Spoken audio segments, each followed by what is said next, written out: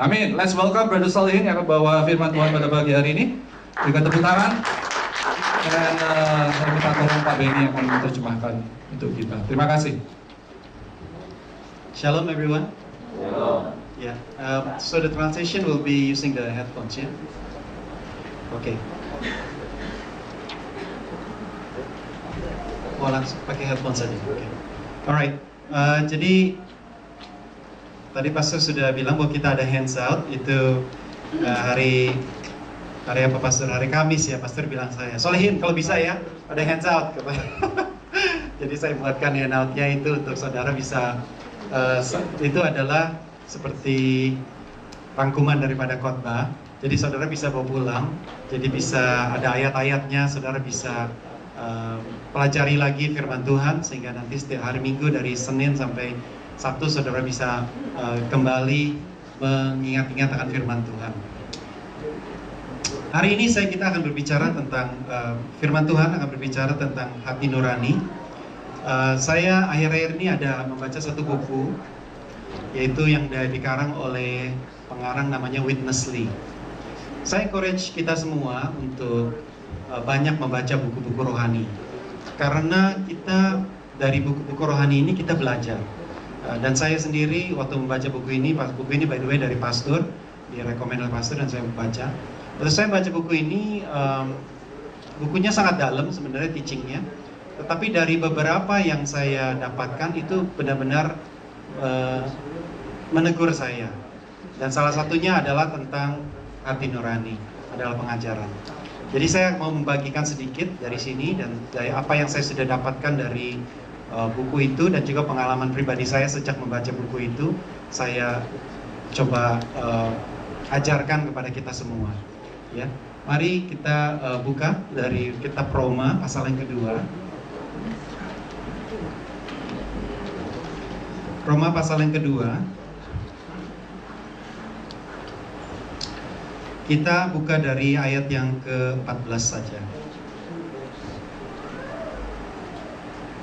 Saya akan bacakan kita baca 14 sampai ke 16. Saya akan baca yang genap, saudara akan baca yang ganjil, dan kemudian 16 kita sama-sama ya. Saya boleh undang kita semua bangkit berdiri untuk menghormati firman Tuhan. Kita membaca firman Allah.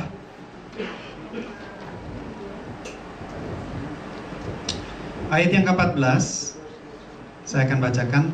Apabila bangsa-bangsa lain yang tidak memiliki hukum Taurat oleh dorongan diri sendiri melakukan apa yang dituntut hukum Taurat, maka walaupun mereka tidak memiliki hukum Taurat, mereka menjadi hukum Taurat bagi diri mereka sendiri. 15.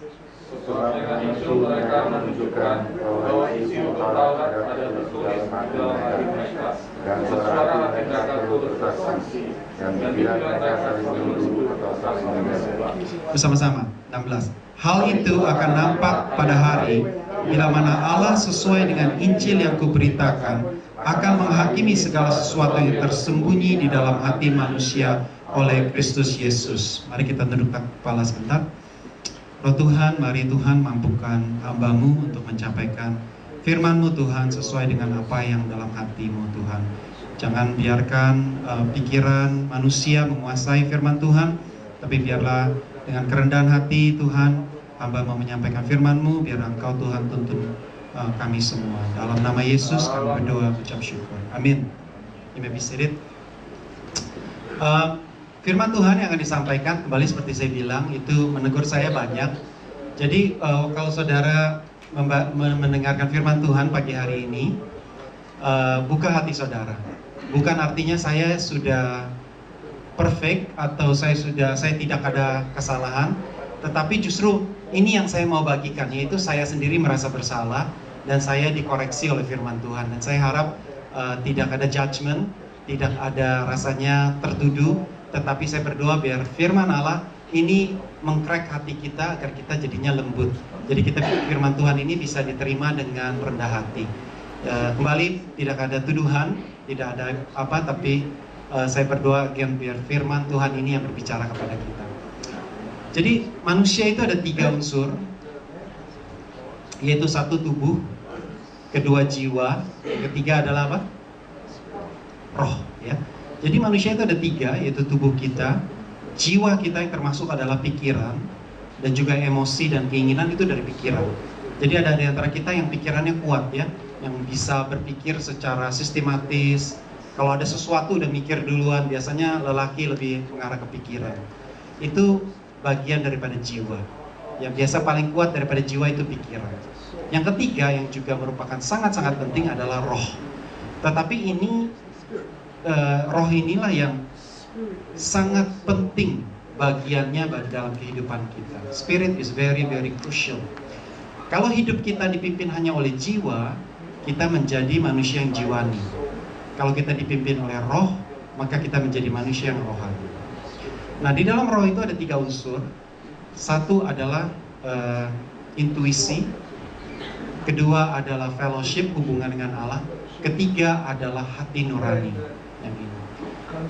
Tadi firman Allah berbicara tentang bangsa-bangsa lain. Roma pasal yang kedua berbicara tentang bangsa-bangsa di luar bangsa Yahudi. Kalau orang-orang di luar bangsa Yahudi itu tidak memiliki hukum, saudara. Ya, tidak ada bangsa-bangsa lain sebelum bangsa Yahudi itu diberikan hukum-hukum Allah. Jadi mereka tidak tahu artinya if you kill someone you feel guilty. Tidak ada. Tidak ada hukum-hukum yang di luar sebelum bangsa Yahudi itu yang bilang bahwa kalau engkau berbohong, bersaksi dusta itu engkau berdosa. Kalau engkau berzina itu engkau berdosa. Tetapi itu ada diberikan kepada bangsa Yahudi awalnya. Tetapi di dalam hati setiap manusia, whether engkau orang Yahudi atau bukan orang Yahudi, sebelum engkau mengenal Kristus atau sesudah engkau mengenal Kristus, di dalam hatimu ada hukum-hukum tertentu. Itulah yang hukum yang berasal dari hati nurani. Makanya Roma pasal 2 itu berkata, bangsa-bangsa lain yang tidak mengenal hukum Taurat memiliki hukum Taurat di dalam dirinya. Jadi di dalam diri saudara, dalam diri anak-anak kecil ini, semuanya yang tadi kita baru doakan, mereka memiliki hukum, yaitu hukum hati nurani. Hati nurani ini yang memimpin orang ya. Hati nurani ini tidak melakukan apa fungsi hati nurani? Hati nurani itu fungsinya mengawasi. Jadi fungsi hati nurani itu tidak melakukan. Yang melakukan itu jiwa.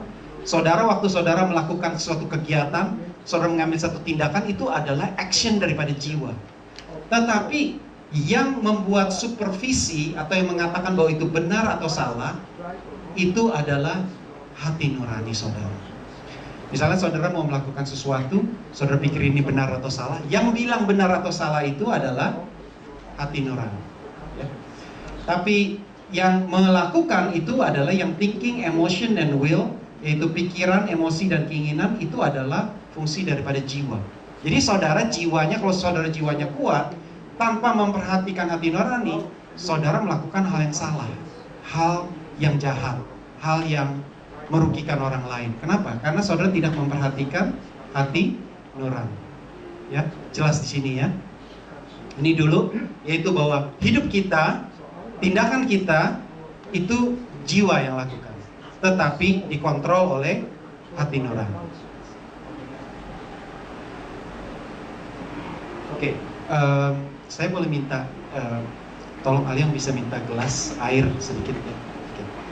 Yang kedua adalah dalam hidup ini, kita ini sebelum kita mengenal Kristus dan setelah kita mengenal Kristus, ada satu perbedaan yang terjadi, perubahan di dalam hati nurani saudara. Seringkali kita bilang bahwa kalau orang yang menerima Kristus dia hidup. Yang dimaksud hidup adalah rohnya. Sebab tubuh dan jiwa sama saja. Yang berubah itu adalah rohnya. Jadi apa yang terjadi waktu saudara menerima Kristus? Sebelum saudara menerima Kristus, kita ini jiwanya ini dipolusi oleh banyak hal, yaitu keadaan-keadaan dunia ini, sehingga membuat kita ini secara roh itu sudah kotor, sudah mati. Tetapi waktu kita menerima Kristus, di sanalah hati nurani kita mulai dibersihkan ya. Di sini dikatakan, kalau di saudara buka nanti di rumah, Ibrani 10:22, kita itu dibersihkan waktu kita memiliki iman. Saudara boleh bawa pulang itu ayatnya, saudara belajar. Yang keempat, hati nurani itu kalau saudara sering tolak. Kalau hati nurani yang berkata benar, jangan lakukan, Jangan lakukan. Saudara sering tolak, iman saudara satu kali akan kandas. Iman saudara satu kali akan hilang. Ya. Kenapa? Karena kalau saudara tidak menghargai. Kalau saudara tidak menghargai hati nurani saudara, maka satu kali iman saudara kepada Tuhan itu akan kandas. Saudara perhatikan di dunia ini banyak sekali sekarang adalah orang-orang yang ideologi-ideologi yang mengarah kepada right and wrong dan tidak peduli akan hati nurani. Lama-lama manusia itu semakin jahat. Why? Karena hati nuraninya semakin hari semakin jahat. Waktu kita menerima Kristus, hati nurani kita dicuci. Inilah yang disebut penyucian hati nurani. Saya masuk ke selanjutnya. Jadi kita sudah belajar ya, hati nurani memimpin jiwa. Sekarang kita belajar kondisi hati nurani kita masing-masing. Saudara dan saya, itu seperti saya bilang, hati nurani kita itu sering dikotori oleh keadaan di dunia ini, oleh teman saudara, oleh orang tua saudara, oleh budaya saudara. Satu adalah yang disebut hati nurani itu, kondisi hati nurani disebut hati nurani yang tidak lurus, yaitu hati nurani yang bengkok. Saya beri satu contoh, misalnya ya, saya kenal seorang orang Jepang, teman kami di Oklahoma waktu saya masih sekolah. Kalau saudara ketemu dengan orang Jepang itu orang-orangnya jujur, ya. Yang pernah tinggal di Jepang mungkin Pak Yamin tahu. Orang Jepang itu, mereka itu pada dasarnya mereka bukan orang diajarkan atau bagaimana, tapi memang hatinya itu pure, ya, benar-benar mereka itu jujur. Kami waktu datang ke Oklahoma, saya dan istri saya sekolah di sana, bergaul dengan orang Jepang, kaminya bingung. Kalau misalnya kita ngomong, kita misalnya suruh mereka, udah bohong aja, mereka nggak mau. Mereka itu hatinya itu benar-benar pure, benar-benar murni. Jadi orang Jepang itu ya di atas ya, tidak di atas tidak. Dia sebenarnya mengajarkan, mempraktekkan apa yang diajarkan oleh firman Tuhan. Ya di atas ya, tidak di atas. Tetapi kita orang Indonesia budayanya terlalu gampang bohong. Kita terlalu gampang untuk aja bohong aja sedikit nggak apa-apa lah. White lies, bohong yang putih sedikit nggak apa-apa. Kalau orang budaya orang Jepang tidak.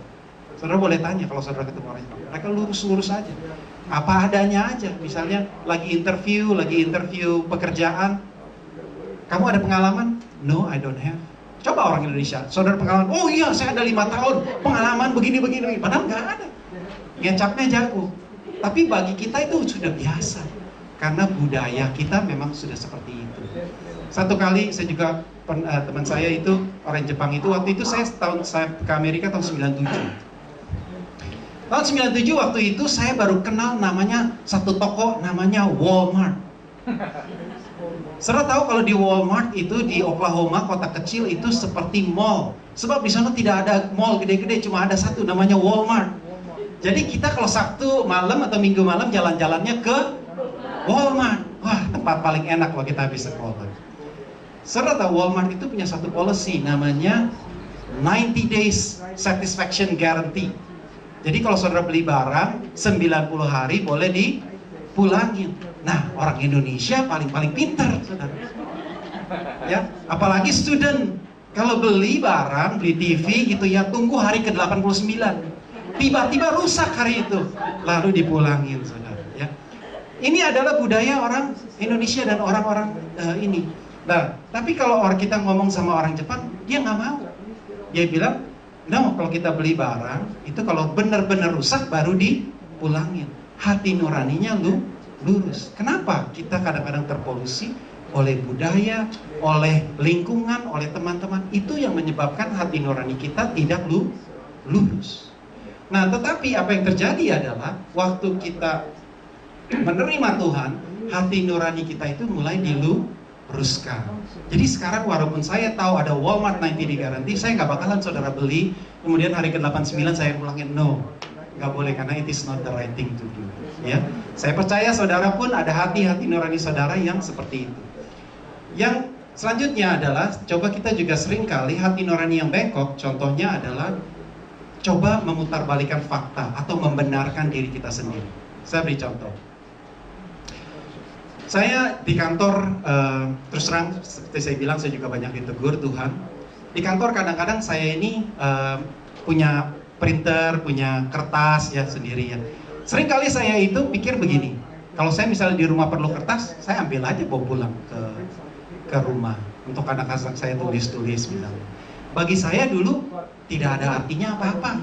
Nggak apa-apa, perusahaan udah kaya, udah banyak duitnya, tenang aja lah. Mereka juga nggak rugi, cuma kertas cuma segini sedikit doang. Tetapi kalau setelah saya mengenal Tuhan Yesus, setelah saya hati nurani saya dimurnikan, saya mulai sadar bahwa itu sebenarnya termasuk mencuri, karena itu bukan properti saya. Walaupun saya adalah employee, tetapi saya tidak memakai untuk kepentingan perusahaan saya. Lalu saya bilang apa? Saya dalam hati saya waktu saya bilang, nggak apa-apa dia kaya. Saya mencoba memutarbalikkan dari yang sebenarnya salah menjadi benar dengan alasan yang seakan-akan masuk akal. Itu namanya hati nurani saya sudah bengkok.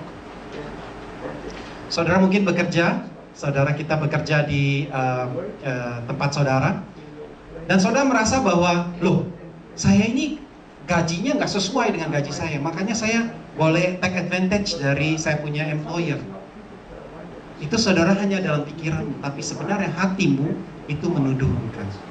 Nah, ini yang harus kita pelajari, yaitu untuk kita mulai menjadi lurus, mulai menjadi orang yang benar. Dan hal ini seringkali menjadi pertanyaan kalau kadang-kadang, jadi kalau begitu hati kita nurani kita bengkok itu perlu diapain jadinya ya? Mari kita buka dulu di Ibrani pasal yang ke-10 ayat ke-22. Ibrani pasal yang 10 ayat ke-22.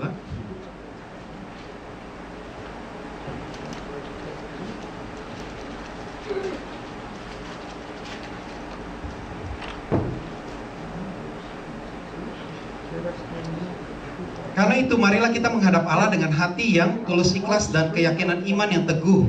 Oleh karena hati kita telah dibersihkan dari hati nurani yang jahat dan tubuh kita telah dibasuh dengan air yang murni. Jadi bagaimana hati nurani kita itu bisa dibersihkan? Salah satunya adalah dengan air yang murni. Air dalam hal ini berbicara tentang firman. Yaitu kalau mulai firman Allah itu masuk dalam hati saudara mulai dibersihkan. Ya. Nah, satu lagi yang saya mau bagikan mengenai hati yang bengkok, hati yang tidak lurus. Nah, satu kali di Amerika ini saudara, sekarang sudah mulai ada satu tren, yaitu satu chain daripada restoran yang sekarang kalau saudara itu beli makanan, saudara nggak perlu ke kasir, nggak ada kasirnya tokonya. Saya baru lihat kemarin di Boston, kalau nggak salah namanya Panera Bread atau apa itu ya. Itu tokonya tidak ada kasirnya. Jadi saudara itu ada banyak makanan-makanan, saudara ambil, lalu self check out, saudara bayar sendiri. Nggak ada yang ngawasin. Jadi chain ini mulai menghimbau orang-orang itu menjadi jujur. Dan waktu interviewnya ditanya, CEO-nya ditanya, dia bilang, we believe in people, that people have a good heart. Bahwa orang-orang itu punya hati yang baik, mereka akan bayar. Jadi dia nggak lagi pakai orang, ya. Kalau kita pergi ke BJ atau kemana yang ada self checkout begitu ya. Kalau kita hatinya tidak lurus, gampang untuk slip 1-2 barang. Kalau kita mau gampang. Tetapi yang menuduh saudara cuma gara-gara $1-2 is not worth it. Whatever you have to pay, you pay. Saudara tidak akan jadi lebih miskin kalau saudara bayar. Saudara tidak akan menjadi lebih kaya kalau saudara tidak bayar. Jadi perhatikan hati nurani kita. Hati nurani kita itu harus dijaga. Yang harus kita pelajari, satu hal juga, ilustrasi adalah, tadi saya bilang bahwa hati nurani itu bisa menjadi kotor. Saudara semakin hidup, itu hati bisa menjadi kotor. Ada satu cerita yang diceritakan oleh papa saya. Ada seorang di pengadilan, ya. Saya mungkin sudah pernah ceritakan ilustrasi ini. Dia dihukum mati, dihukum penjara, ya. Dan waktu sebelum dia dijatuhi hukuman penjara itu, lalu hakimnya bilang, tapi sebelum kamu dijatuhkan hukuman mati dan hukuman seumur hidup ini, saya beri kamu satu grant, satu wish yang akan pasti dikabulkan. Jadi dia bilang apa? Oke, saya minta satu, yaitu saya mau ketemu mama saya. Jadi mamanya dipanggil, waktu mamanya dipanggil gitu, dia bilang kepada mamanya, "Mah, boleh nggak saya sebelum saya mati, sebelum saya masuk ke penjara, boleh nggak saya itu minta menyusui ibu sekali lagi sebelum saya terakhir?" Lalu ibunya terharu dan ibunya, "Ya udah bolehlah, ibunya udah tua juga ya." Jadi dia menyusui. Waktu dia menyusui itu puting susu ibunya digigit sampai putus. I don't know it's true story atau enggak, tapi digigit itu puting susunya sampai putus. Lalu emaknya teriak-teriak kesakitan. Lalu dia bilang apa? "Mama tahu kenapa saya hari ini sampai di hari ini? Karena waktu saya kecil, saya masih kecil, itu mama ajak saya ke pasar. Mama bilang saya apa? Kalau kamu jalan ke pasar, ada lihat kentang, masukin kentang. Kalau kamu lihat ada wortel, masukin." Jadi dari kecil saya itu, mama didik saya untuk belajar mencuri. Sampai saya besar, saya menjadi penjahat yang besar dan besar, sampai akhirnya hari ini saya dihukum mati gara-gara mama mulai dari awal menanamkan benih yang tidak benar. Saudara lihat, kadang-kadang apa yang ditabur dalam kehidupan kita itu mempengaruhi hati nurani kita lagi, sehingga kita tidak memiliki hati nurani yang lurus. Ada seorang pejabat di Cina yang ini kasus yang benar, bahwa dia di Cina waktu tahun 98 itu ada pembersihan orang-orang korupsi. Sekarang Ahok udah mulai, tetapi orang di Cina sudah mulai. Pokoknya siapa yang korupsi, penggal kepala. Orang yang mau dipenggal kepala ini satu kali pejabat, dan dia bilang begini, bahwa saya sebenarnya dulu orang bersih, saya nggak suka makan suap, tetapi karena tidak ada yang mengawasi, dan saya lihat semua teman-teman saya, semua pejabat-pejabat kaya raya semuanya, akhirnya hati saya jadi kotor. Akhirnya saya mulai makan suap. Hari ini saya memang layak dipenggal. Kenapa? Karena memang hati saya tidak mau. Saudara lihat, hidup kita ini bisa dikotori oleh ideologi dan teman-teman.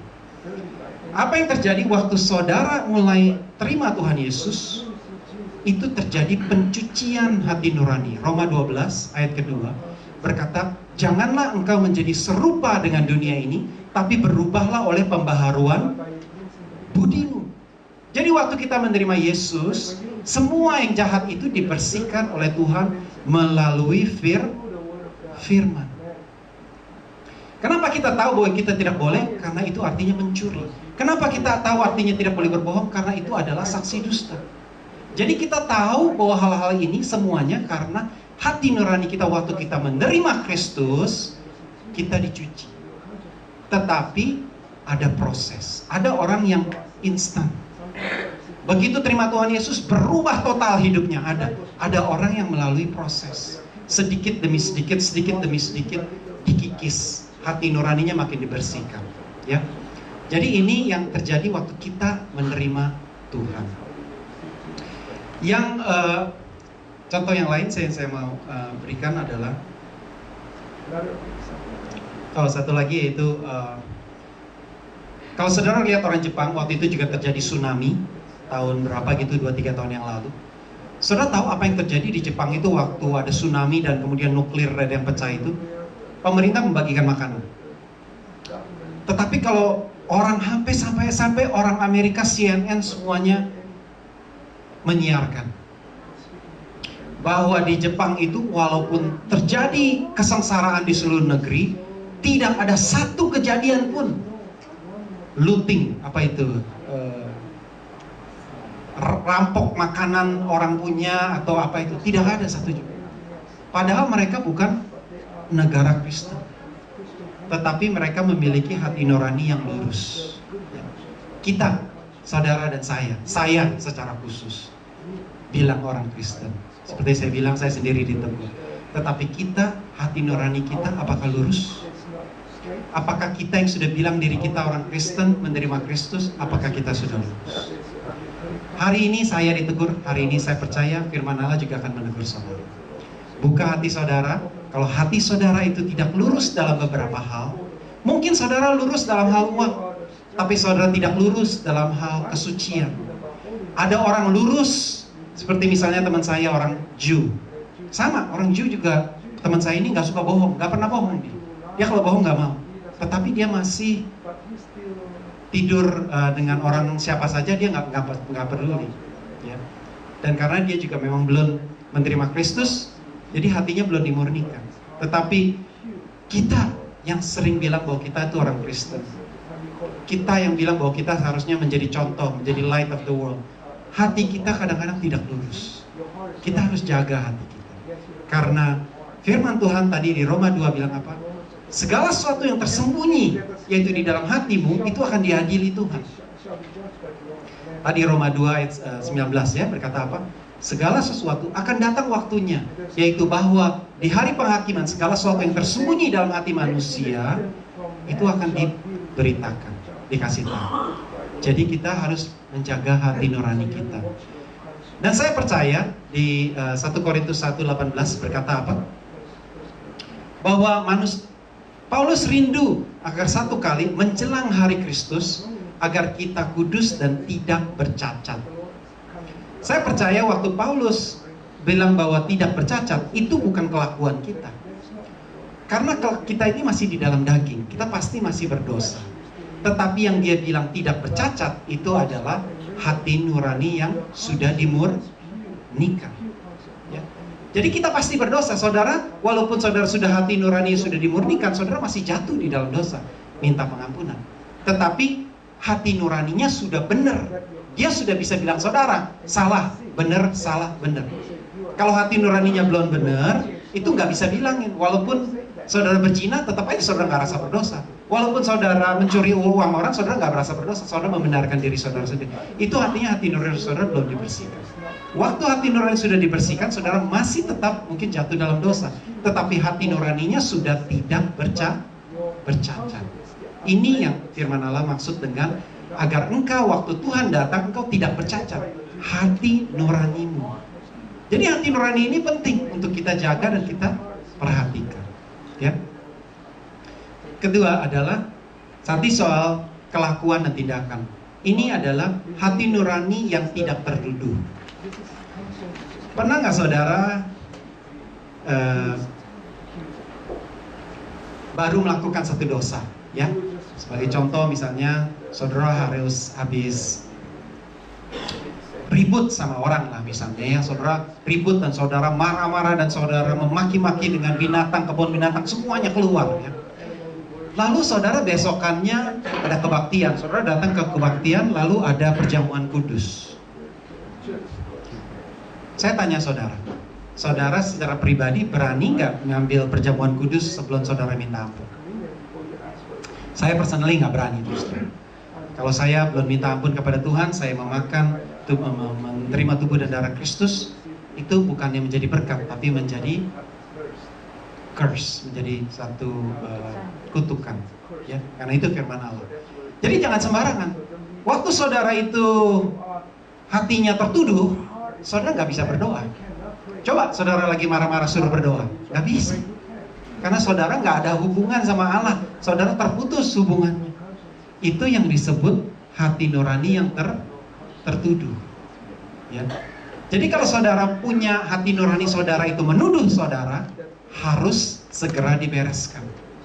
Kalau saudara ada rasa tertuduh di dalam hatimu yang menyebabkan kau nggak bisa dekat dengan Allah, saat itu juga saudara langsung minta maaf pada Tuhan, minta ampun, minta darah Yesus. Mari kita buka 1 Yohanes 3:21. 1 Yohanes 3:21.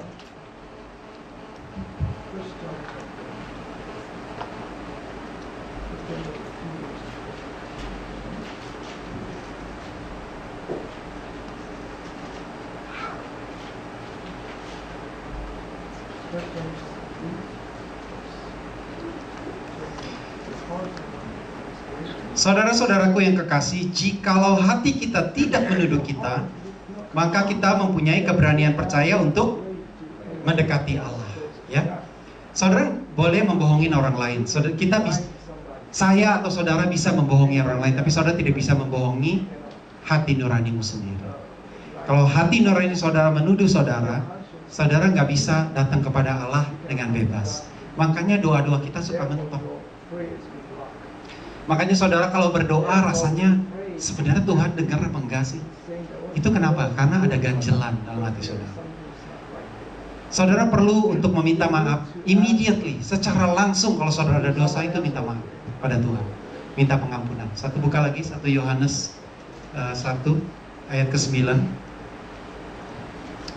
Balik beberapa lembar doang ya.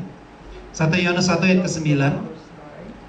Jika kita mengaku dosa kita, maka Ia adalah setia dan adil, sehingga Ia akan mengampuni segala dosa kita dan menyucikan kita dari segala kejahatan. Ini yang harus kita lakukan, yaitu kalau saudara memiliki hati yang ada tuduhan, saudara harus langsung saudara bereskan dengan Tuhan. Kalau saudara sudah minta ampun dan sudah minta ampun, saudara bebas. Kalau lagi saudara doa, itu plong. Jalurnya itu sudah kosong. Tapi kalau saudara belum, masih ada dosa, saudara doa rasanya mentok, gak naik-naik dosa. Itu karena hati kita masih ada yang menuduh. Kedua, void of offense before God and man. Ini adalah hati nurani yang menuduh karena kita itu bukan hanya benar di hadapan Tuhan, tetapi juga hati nurani yang bebas di hadapan manusia. Ya. Ini juga penting untuk kita pelajari.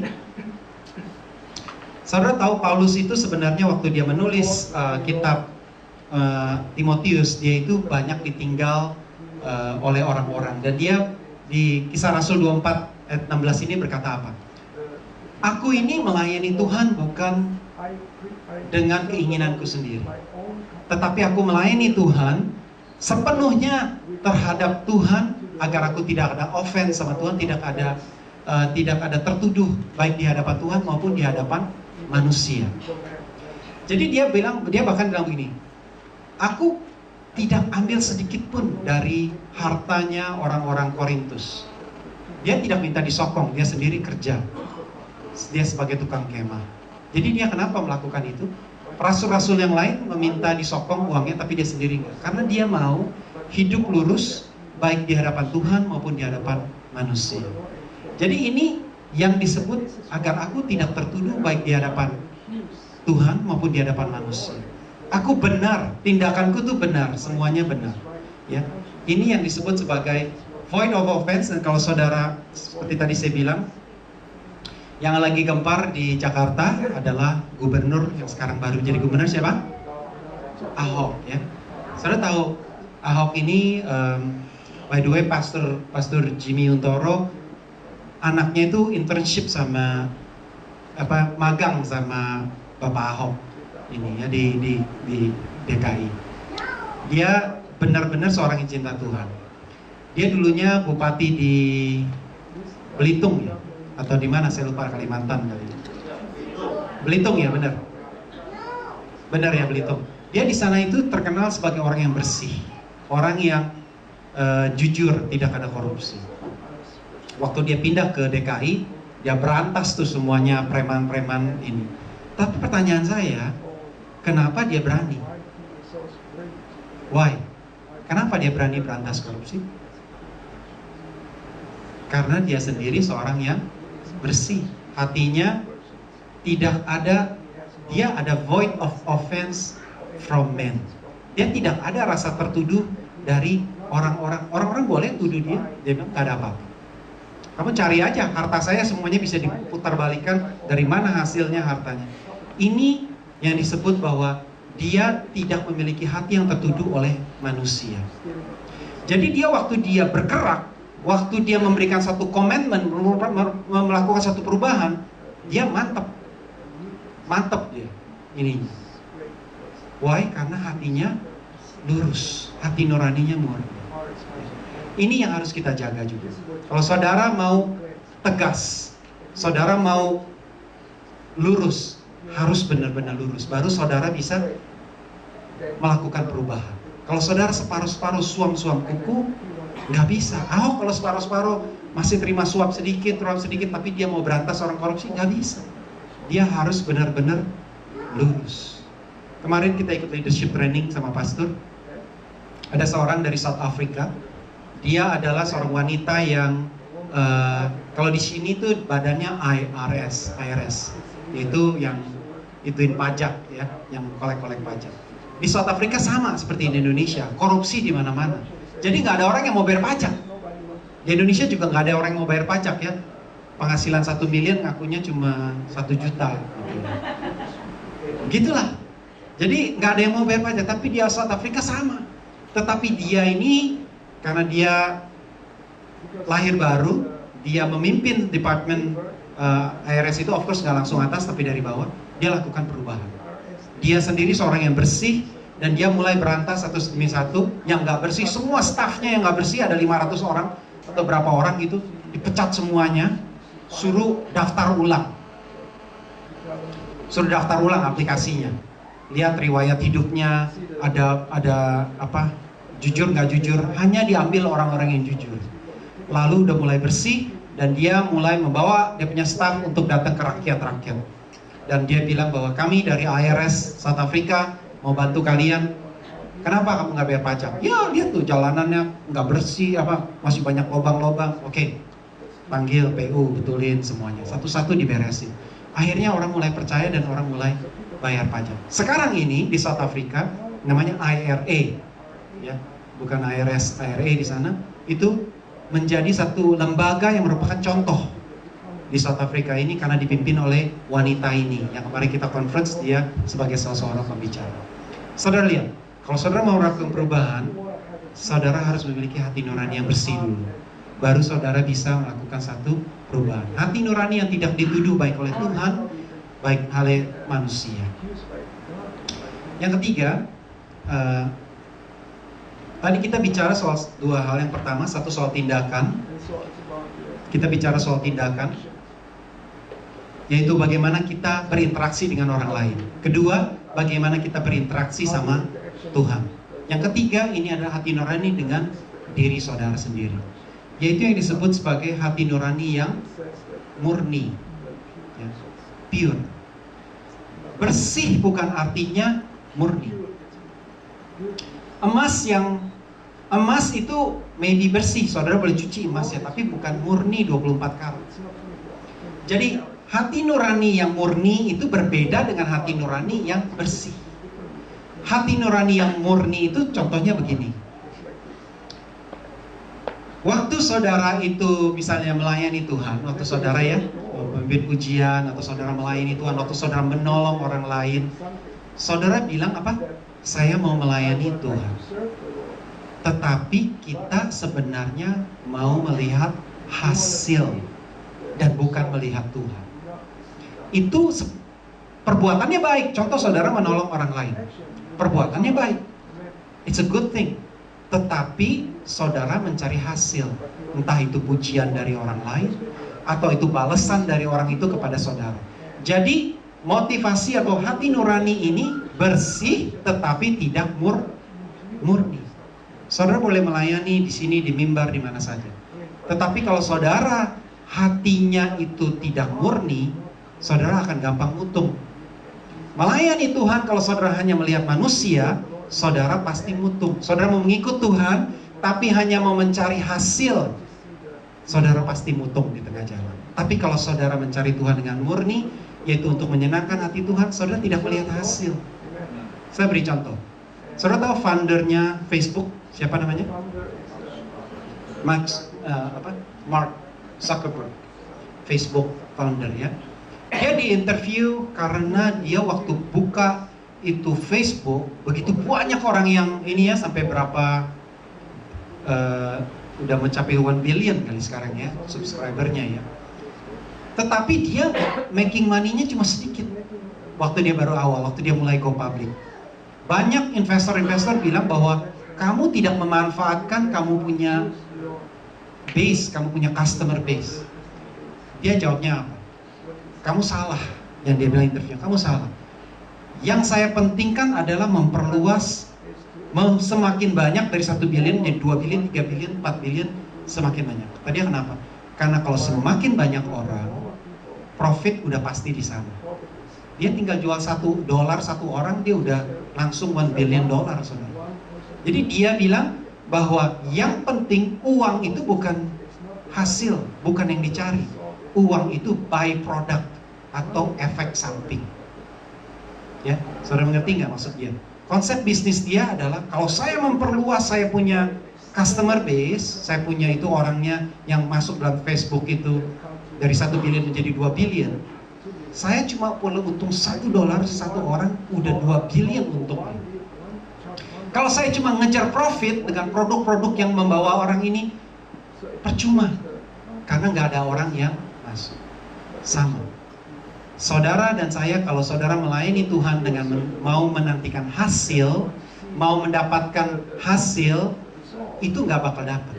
Belum tentu saudara dapat. Tapi kalau saudara benar-benar mencari Tuhan, kekayaan, kehormatan, itu efek samping. Tuhan tambahkan. Makanya Matius 6:33 berkata apa? Carilah dahulu kerajaan Allah dan kebenarannya. Segala sesuatu ditambahkan. Bukan itu yang dikejar. Jadi waktu Salomo sama. Waktu Allah bilang kepada dia, kamu minta apa saja dan saya kasih. Minta apa saja saya kasih. Dia mintanya hikmat. Lalu Tuhan bilang apa? Karena engkau meminta hikmat dan tidak meminta kekayaan dan kehormatan, aku tambahkan semua. Jadi kalau saudara mau melayani orang, saudara mau menolong orang, saudara mau melayani di mana saja ya, di jalanan, di mimbar, di mana saja. Motivasi saudara itu bukan hanya perlu clean, tetapi harus pure. Jangan pandang orangnya cuma 5, saudara tetap layani. Orangnya 100, saudara layani. Orangnya 10.000, saudara tetap layani. Karena itu adalah Tuhan yang saudara layani. Baik saudara cuma menangin 1 jiwa, itu is a one soul, tetap 1 jiwa yang saudara layani dalam kehidupanmu. Jangan saudara mengecilkan hal itu. Kalau saudara menolong orang, benar-benar dari dalam diri saudara. Jangan cari pahala, karena Tuhan yang membalas. Ini yang disebut sebagai hati nurani yang murni. Saudara jangan mencari hasil. Belum tentu saudara mendapatkannya. Tapi layanilah Tuhan dengan motivasi yang murni. Yang terakhir, tadi kita sudah bicara hati nurani terhadap orang lain, yaitu saudara mulai hati nurani yang terhadap orang lain, ya. Saudara mungkin offense, hati nurani yang bengkok. Kedua, hati nurani yang tidak ada tuduhan. Saudara bersih dari tuduhan baik manusia oleh Tuhan. Yang ketiga, saudara memiliki motivasi yang murni, hati nurani yang murni. Yang keempat adalah, misalnya saudara memiliki hati nurani yang bengkok. Misalnya saudara memiliki hati nurani yang tertuduh. Misalnya saudara memiliki motivasi yang tidak murni. What should I do? Apa yang harus saya lakukan? Ini yang saya harap kita bisa bawa, yaitu hati nurani yang kotor itu cuma bisa dibersihkan oleh darah Yesus dan firman Tuhan. Jadi saudara perlu, seperti tadi saya katakan, kalau saudara mau terubah hati saudara, saudara harus meminta roh Tuhan itu masuk ke dalam diri saudara dan mulai melakukan pencucian hati nurani. Hari ini seperti saya bilang, kita ditegur Tuhan, saya pun ditegur Tuhan. Kita perlu datang kepada Tuhan dan meminta Tuhan untuk membersihkan hati nurani kita. Mintalah pengampunan agar hati nurani kita dibersihkan Tuhan. Mari kita buka Roma 12 ayat 2.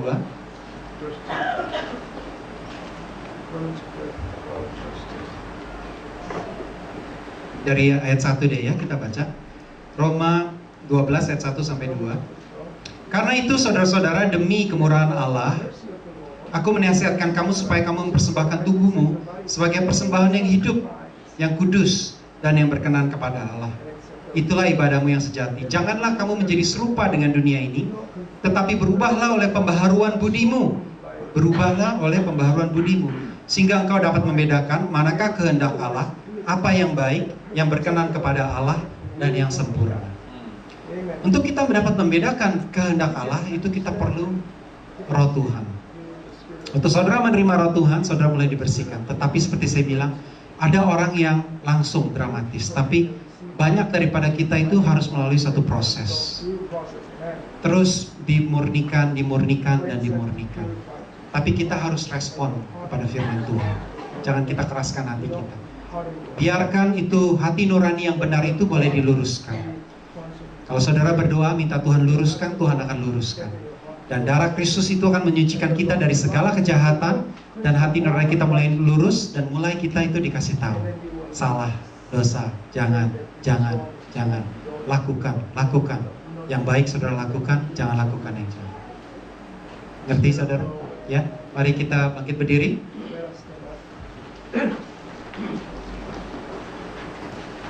Saya undang pemain musik untuk mengiringi satu lagu. I'm coming back to the heart of worship. Mari kita kembali ke hati-hati yang menyembah, hati-hati yang mencari Tuhan.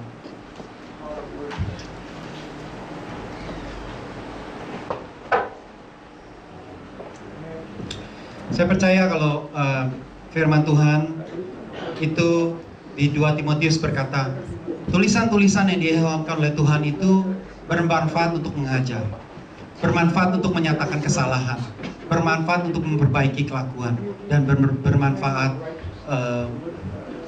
untuk kita menjadi akan kebenaran akan Kristus. Jadi firman Tuhan sudah ditabur hari ini. Saya percaya ada hati-hati yang ditegur, saya percaya ada hati-hati yang mau diluruskan. Mari kita responi firman Tuhan, kita minta pengampunan Tuhan. Kalau saudara ada dosa yang hari ini saudara rasanya tertuduh, kalau hari ini saudara punya motivasi yang tidak murni, kalau saudara ada merasa bahwa hati nurani saudara itu bengkok, saudara minta ampun kepada Tuhan. Karena darah Kristus itu sanggup meluruskan hati nurani kita dan membuat kita menjadi tidak bercacat waktu kedatangan Tuhan Yesus. Haleluya. I'm coming back in the heart of worship when the music fades. When the music fades, all is stripped away, and I simply come. Datang saja kepada Tuhan, simply come to the Lord, longing just to breathe something that's of worth, that will bless your heart. I'll bring you more. I'll bring you more than a song, for the song in itself is not what you have required. You search much deeper within. You search much deeper within. Through the way things appear, you're looking into my heart. I'm coming back to the heart of worship, and it's all about you. It's all about you, Jesus. I'm sorry, Lord, for the things I made it. When it's all about you, it's all about you, Jesus. Let the music play softly. I believe that the Holy Spirit is start speaking to you in your heart. Saya percaya Roh Tuhan sudah mulai berbicara kepada saudara. I believe that you have things to be corrected, because all the words that has been inspired by the Lord, it is there for us to teach us, to show us our wrongdoings, and to correct our behavior. Karena firman Allah itu ditabur untuk mengajar kita, untuk menyatakan kesalahan, untuk memperbaiki kelakuan. Mari kita terima firman Tuhan dengan lemah lembut. Kita minta ampun kepada Tuhan, datang kepada Dia dengan pure motivation. Tuhan, saya mau Engkau. Hatiku Tuhan yang tidak lurus ini, mohon Tuhan luruskan. Hatiku yang tidak benar ini, biar Tuhan benarkan. Minta ampun kepada Tuhan. When the music fades, all is stripped away, and I simply come, longing just to be, longing just to bring something that's of worth, that will bless your heart. I'm longing more than a song, for a song in itself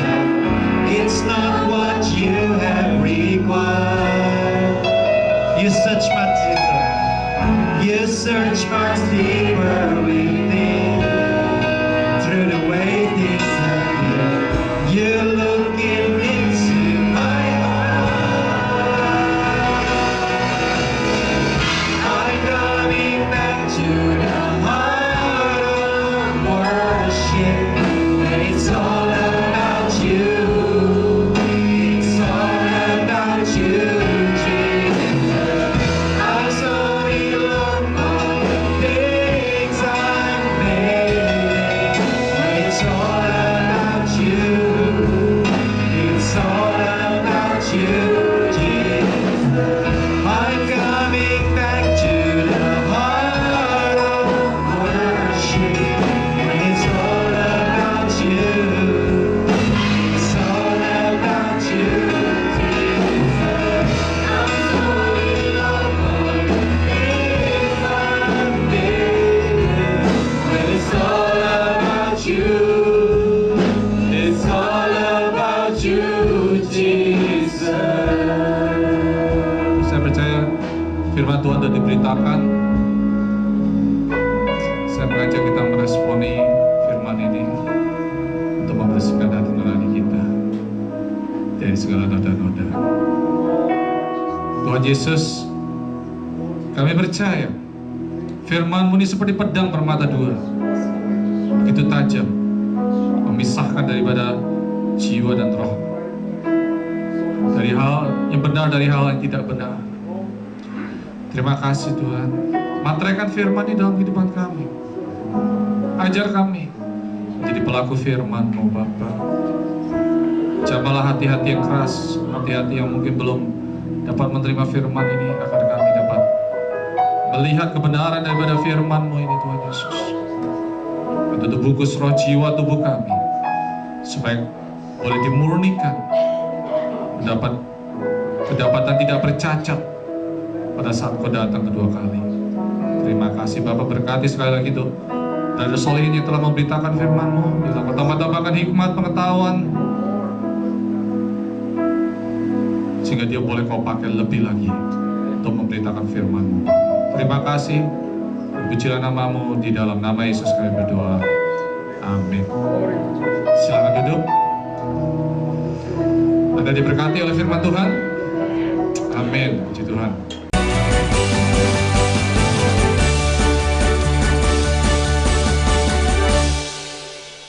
Our hands, and the Lord bless you and keep you. The Lord make His face shine upon you and be gracious to you.